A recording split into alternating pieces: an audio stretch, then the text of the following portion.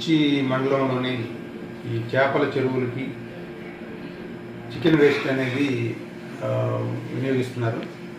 ఎక్కడ కూడా ఈ చికెన్ వేస్ట్ అనేది వినియోగించకుండా ఉండేదానికి దాన్ని మేము కంట్రోల్ చేయటమైంది, దాన్ని నిషేధిస్తున్నాము. ఎక్కడైనా కూడా చికెన్ వేస్ట్ అనేది వినియోగిస్తే దాని మీద క్రిమినల్ కేసులు పెట్టడం జరుగుతుంది.